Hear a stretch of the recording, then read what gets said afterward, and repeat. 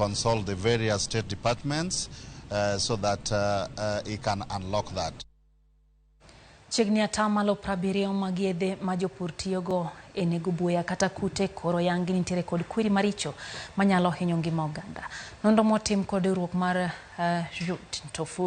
Root to Food bende yango ni yedhego kata kamano osekume pinje ma odongore ma bende mausogi ne jopur mathurka. Edwin Okoth miyo waler. Nonro ma otim e wi yedhe mag nego buya kod kudni mamako cham e puothe yango ni atamalo 63 mag oting'o kwiri manyalo kelo tuo ne jopur matiyo kodgi kaachiel kod oganda machamo chiemo mawuok e puothego.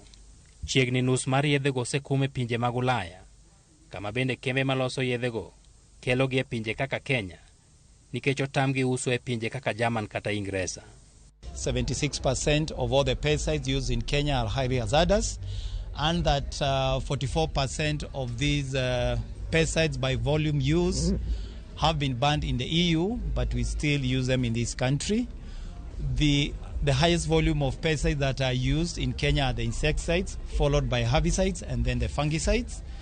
And also that the crops that depend more on these highly hazardous pesticides are wheat, maize, tomatoes, potatoes, and of course the industrial crop coffee. Root to Food wacho ni jopur tiyo sasa gi Roundup, Thunder kod Lumax e kind yedhe mamoko mani kod kwiri maricho kendo makelo tuoche kaka kansa. For example, our maize staple crop, about over 30 pesticides, highly hazardous pesticides, are used in its management. If you look at, for example, Kirinyaga in Murang'a County, we see that almost 74% of the households are using these highly hazardous pesticides. When you talk about the highly hazardous pesticides, the effects you've had today, we have the issues of carcinogenity, it can cause cancer, issues of fertility for both male and female, the reproductive and the growth of the children even in the mother's womb. And these are some of the issues that we raise with the farmers to sensitize them. Oduma, kal, kahawa, gwashi kod nyanya ema ne oyud ni yedhe mag nego kudni tiyo e mang'eny mogik. Jopur mathurka bende wachore ni tiyo kod ma ok tin siling bilion 10 kaka higa e nyiewo yedhego. Omenda ma jolony wacho ni nyalo tigo e nyayo yore mabeyo mag pur. $16 million are used on pest management for maize and for wheat production, and 7 million for coffee, potatoes, and tomatoes.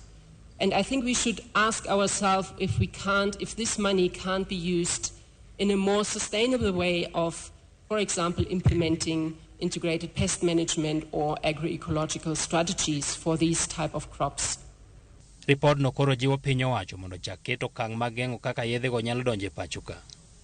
Puonjo jopur e wi tiyo kod yedhe mag geng'o kudni kata nego buya, to kod timo nonro matut e wi yore mag pur ma ok ti kod yedhe machalo kamago. Edwin Okoth, Ramogi.